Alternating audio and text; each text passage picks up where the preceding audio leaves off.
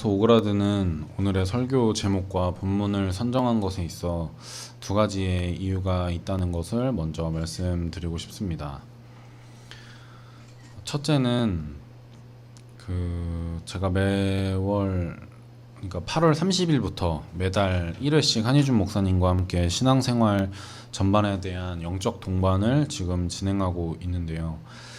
지난 9월달 주제가 영적 동반 주제가 하나님의 조건 없는 사랑에 대한 것이었고, 이 부분이 특별히 이렇게 좀 제 마음에 와닿았어서 이렇게 선정을 하게 되었습니다.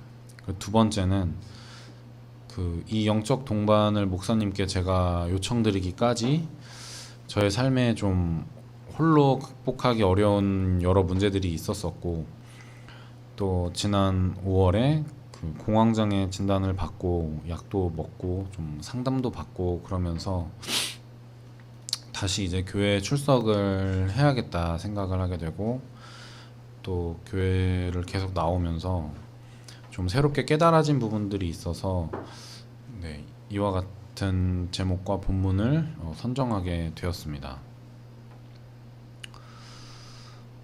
사실 이 사랑이라고 하면 제 머릿속에 가장 먼저 떠오르는 것은 어제 한번 생각을 해봤는데 아이콘의 사랑하랬다라는 노래가 먼저 떠오르고요. 그리고 드라마 속에 흔하게 보이는 남녀 간의 사랑 뭐 이런 것들이 가장 먼저 떠올랐습니다. 그리고 그 다음에 이제 뭐 자연스럽게 뒤따르는 게 하나님 부모님의 사랑이 먼저 떠올랐고, 또 저와 함께하고 있는 여자친구에 대한 생각들, 그리고 이제 점점 더 멀어지면서 울지마 톤즈 영화를 제가 되게 감명 깊게 봤었는데, 수단에서 사역하셨던 고이태석 신부님의 사랑과 희생 뭐 이런 것들이 제 머릿속에 순차적으로 떠올랐습니다. 그런 다음에 이제 하나님의 사랑 이런 것도 떠오르고, 이렇게 뭔가 점점 더 방향이 숭고해져 가는 쪽으로 피부에서 점점 더 멀어지는 느낌이 드는 것 같았습니다. 근데 사실 바쁜 일상을 영위하는 살아가고 있는 현대인에게 사랑이라는 단어를 머릿속에 충분하게 떠올리고 그 단어에 대해 충분하게 생각하고 충분하게 느끼고 그러기에는 시간이 너무도 없는 게 현실 같습니다.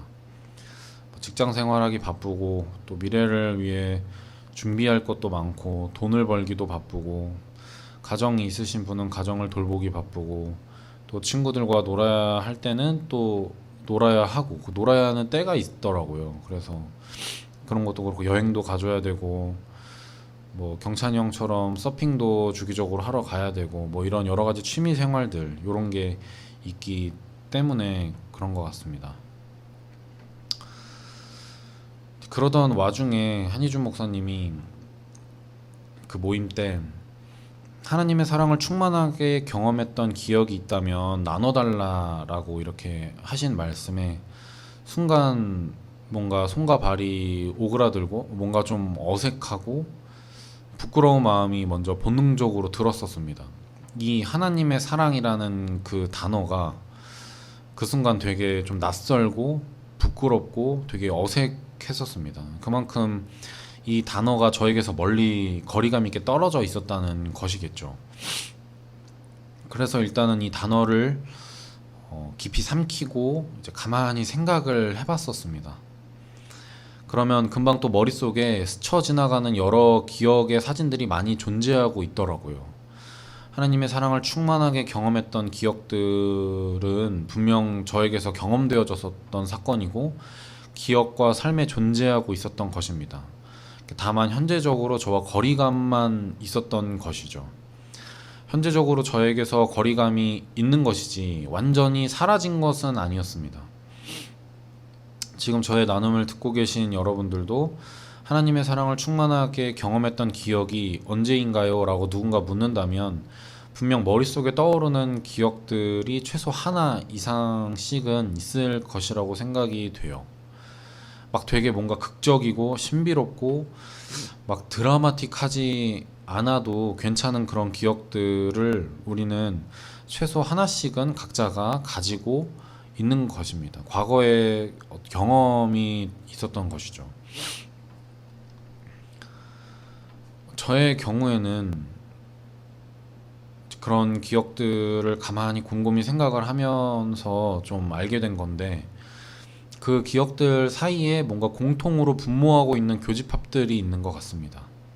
그런 경험들 속에 공통적인 어떤 반응들이 있는 것 같고, 저의 경우에 그 제 반응을 이렇게 되돌려 보면 그때 당시 저는 기도를 꽤 열심히 하는 사람이었더라고요. 그리고 그런 것들로 인해서 하나님과 관계가 되게 친밀하고 좀 순수했고 돈독했었다라는 게 하나가 있었고요.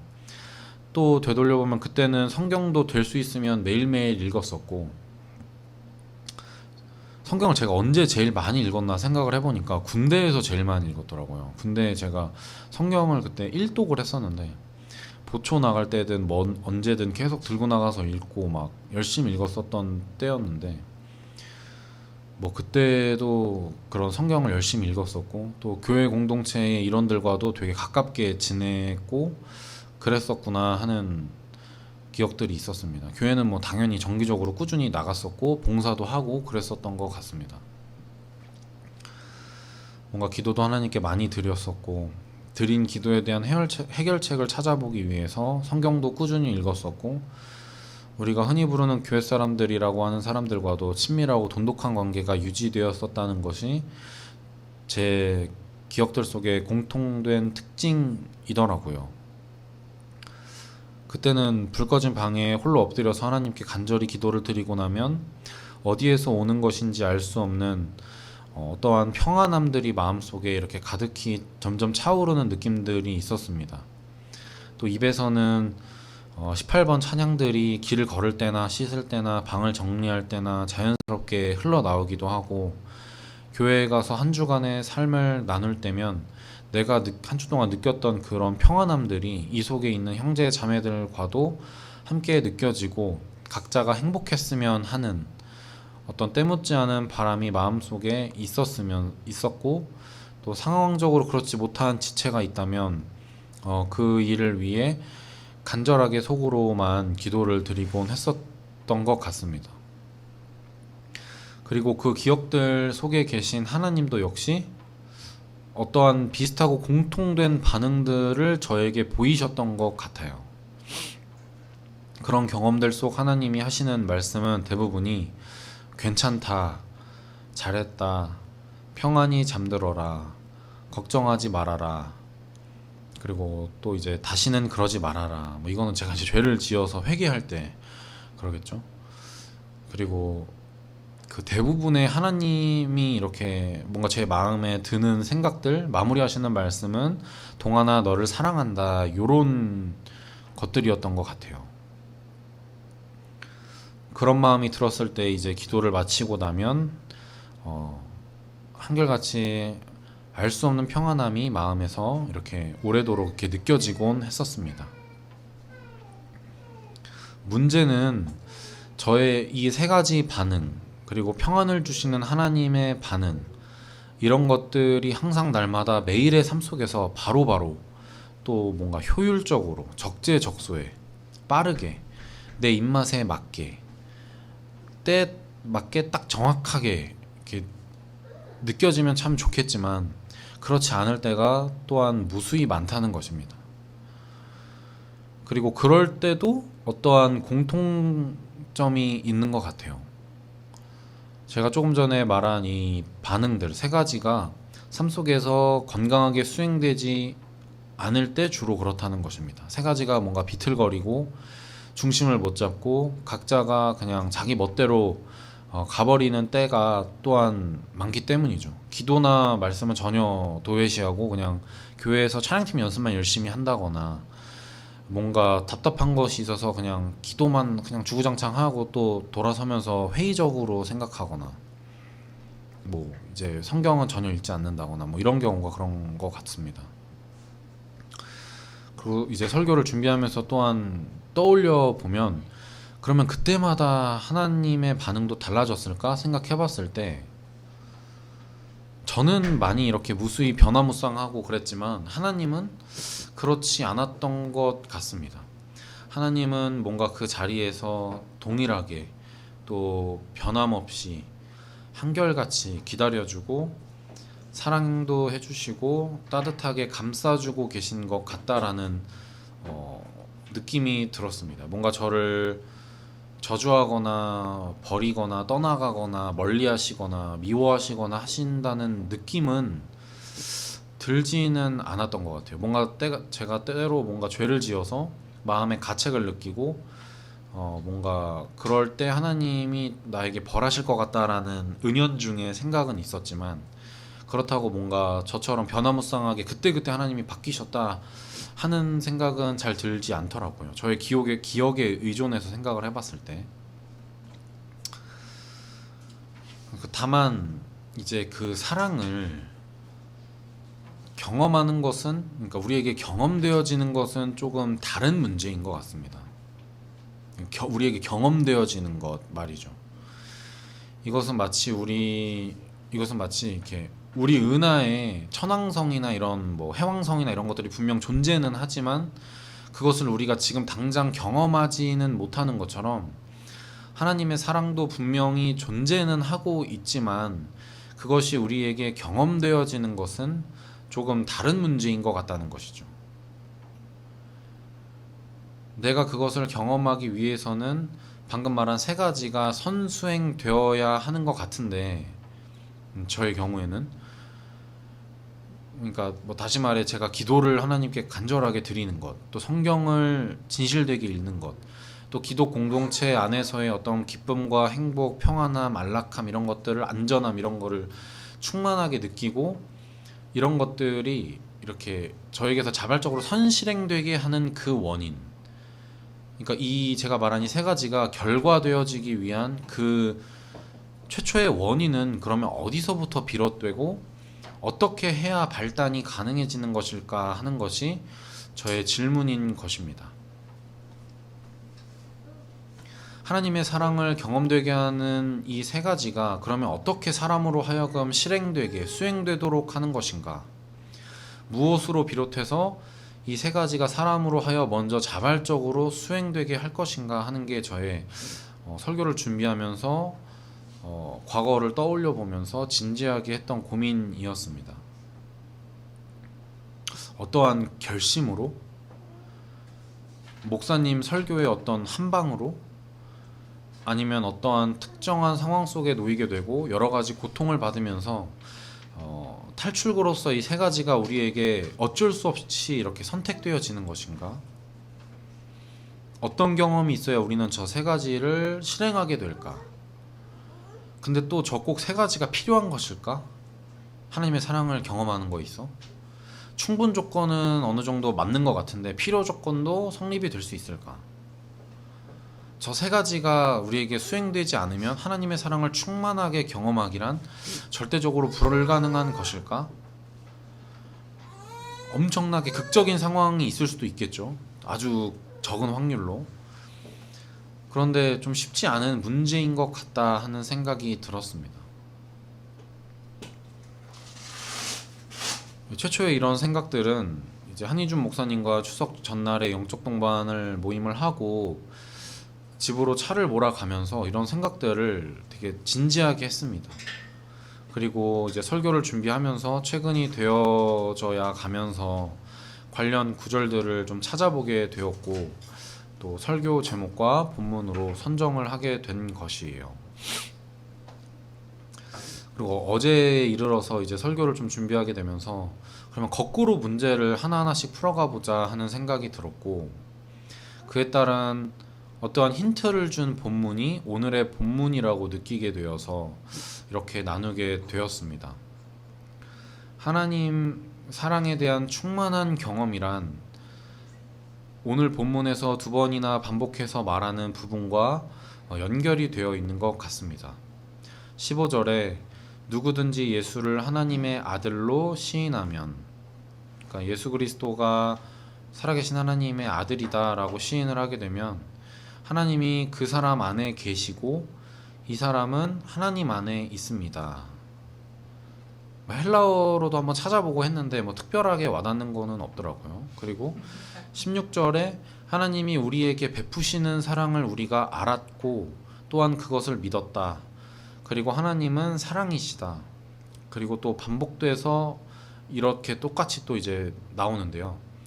사랑 안에 있는 사람은 하나님 안에 있고 하나님도 그 사람 안에 계신다 라는 얘기입니다. 오늘의 본문 말씀은 꽤 유명하고 잘 알려져 있는 말씀입니다. 요한일서에서 사실 제일 유명한 말씀이 요거 말고는 저는 떠오르는 게 없더라고요. 그런데 이런 고민을 이렇게 좀 하던 와중에 이 반복되는 구절이 좀 더 다르게 더 깊이 있게 저에게는 와닿았던 것 같습니다.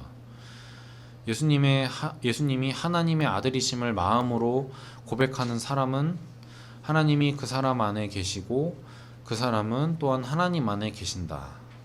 그리고 하나님은 사랑이다. 사랑 안에 있는 사람은 하나님 안에 있고 하나님도 그 사람 안에 계신다. 그래서 이거를 제가 이렇게 그림으로 한번 그려봤었습니다. 근데 뭐 떠올릴 만큼의 어떤 영감은 없고 뭔가 그리면서도 잘 머릿속에 이해가 되지는 않더라고요. 무엇을 뭔가 말씀하려고 하시는지는 알겠는데 이게 머릿속에서 즉각적으로 딱 떠오르거나 이해가 되지는 않았습니다. 아마도 이 구절의 참된 뜻을 절대적으로 깨닫는 것은 누군가에게 있어 평생의 숙제가 될 만큼 어려운 구절이라면 그렇게도 느껴질 수 있겠다 하는 생각이 들었습니다. 그러나 분명한 것은 하나님이 내 안에 계시고 내가 하나님 안에 계신다는 것은 가능한 문제라는 것이죠. 이것을 보다 현실적으로 우리의 기억과 또 피부에 나 자신에게 적용을 해보면 이런 순간이야말로 하나님 사랑을 가장 충만하게 느낄 수 있는 경험이 아닌가 하는 생각이 들었습니다. 하나님은 곧 사랑이신데 그 하나님 안에 내가 있다 보니 하나님도 내 안에 있게 되고 내가 하나님의 사랑으로 충만해지고 하나님께도 나의 이런 내 안에 있는 어떤 하나님에 대한 사랑이 고백되어지고 하나님을 향한 자신의 사랑도 또한 저의 안에서 충만해지고 이런 단계가 바로 하나님의 사랑을 가장 충만하게 경험하게 되는 사건이 아닌가 하고 죄송합니다. 깨닫게 된 구절이었습니다. 일회성의 어떤 은혜라고 쉽게 말하는 찬양 콘서트에 갔는데 뭔가 오늘따라 내가 좋아하는 콘티도 없고 찬양 인도자가 좀 허세가 있는 것 같고 마음에 안 들고 뭔가 막 그럴 때 그냥 일회성의 어떤 감동 요런 게 아니라 그런 수준의 것이 아니라 좀 이렇게 깊이 있게 하나님의 사랑을 충만하게 경험되어지는 게 딱 요한일서의 4장에서 말하는 요 포인트가 아닌가 하는 생각이 들었던 것입니다. 뭔가 힌트가 되었어요. 또한 이 본문 말씀이 먼저 우리에게 원인 되어지면 우리의 기도는 하나의 결과로서 내가 하나님 안에 있게 해달라고 기도하게 되고 하나님이 거꾸로 내 안에도 함께 해달라고 하나님의 사랑이 내 안에 있게 해달라는 기도로서 뭔가 결과되어질 수도 있다는 생각이 들었습니다. 하나님의 말씀이 먼저 우리에게 힌트가 되시고 그 힌트에 따라서 드려야 하는 우리의 기도의 내용이 하나의 결과로서 바뀌게 되는 것이죠. 그에 따라 제가 드려야 하는 기도의 내용도 바뀌어야 하는구나 깨닫게 되었습니다. 저번 지지난주 모임에 이제 제가 나눴다시피 하나님 GV70 좀 사주세요. 하나님 로또 1등 좀 되게 해주세요. 그러니까 광수 형님이 저도 그렇게 하는데 이런 어떤 형태의 물론 이런 기도도 나쁜 거라고 생각하진 않지만 이런 간구 형태의 기도에서 이제는 탈피하여서 본문이 가리키고 있는 곳으로 기도의 방향과 초점이 좀 옮겨져야 함을 깨닫게 되었던 것 같습니다. 설교를 준비하고 또 한희준 목사님과의 영적 동반이 발단이 되면서 이렇게 하나의 줄기로 좀 가게 되었던 것 같습니다. 하나님 사랑에 대한 충만한 경험을 누군가와 나눌 때 또한 우리의 눈동자는 조금 바뀌게 되는 것 같습니다. 우수에 차기도 하고 조금 슬퍼지기도 하고 어떨 때는 흥분이 되기도 하고 또는 아주 차분해지기도 하고 또 그리워지는 그때를 그런 형태의 눈동자가 되어져서 상대방에게 그것을 보이기도 하고 아주 행복했던 기억을 떠올릴 때 보이는 눈동자의 모습을 가지고 있기도 하는 것 같습니다. 그 한희준 목사님이 그 본인이 신대원 시절 기도탑에서 경험했던 그 하나님의 뜨거운 사랑에 대한 경험을 이렇게 막 이야기로 나눠주실 때 그 눈동자가 바로 그러하더라고요. 저 역시도 누군가에게 저의 기억을 나눌 때 아마도 이런 눈동자가 좀 이렇게 탁 하고 바뀌지 않을까 생각되어집니다.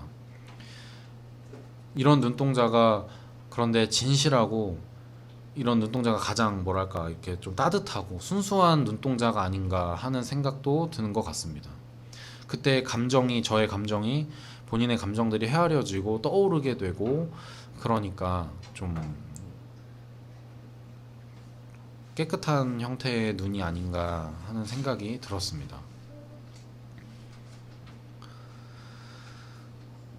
하나님의 사랑을 경험하는 것은 아주 어렵기도 하고 동시에 아주 쉽기도 하고 대단히 우연적이기도 하고 그러나 또 어떠한 집중된 노력에 의한 것이기도 하고 특정한 상황에 놓인 것이 처한 것이 좀 도움이 되기도 하고 또 거꾸로 생각해보면 특정한 상황이라 그래서 모두가 다 같은 결론을 얻는 것은 아니니까 동일한 것을 경험하게 되는 것은 또한 아니기도 하고 어떤 타이밍인 것 같기도 하다가 우연한 타이밍인 것 같기도 하다가 또 계획되어진 어떠한 섭리에 의한 것이기도 하고 그렇습니다. 중요한 거는 먼저 우리의 기도가 조금 먼저 바뀌면 어떨까. 저의 결론은 그런 것이고요. 또한 분명한 것은 하나님은 사랑이시고 그 사랑은 우리에게 매일매일 그때그때 순간순간마다 경험되진 않지만 무조건적이고 차별이 없고 따뜻하고 변함없이 아주 진실하다는 것. 그 사랑은 분명히 존재하고 있고 실시간으로 경험되진 않다 하더라도 그 사랑의 완성은 내가 하나님 안에 그리고 하나님이 내 안에 있는 우리의 현재적 상태로서 온전해지는 것 같다 하는 생각이 들었습니다. 또 미래적으로도 가능하겠죠. 우리가 죽는 순간 딱 요런 느낌이 팍 들었을 때 우리의 심장이 멈춘다고 한다면 아주 기분 좋게 두려움 없이 눈을 감을 수 있지 않나. 그렇기 때문에 이게 현재적이기도 하고 동시에 미래적이기도 하다 하는 생각이 들었습니다.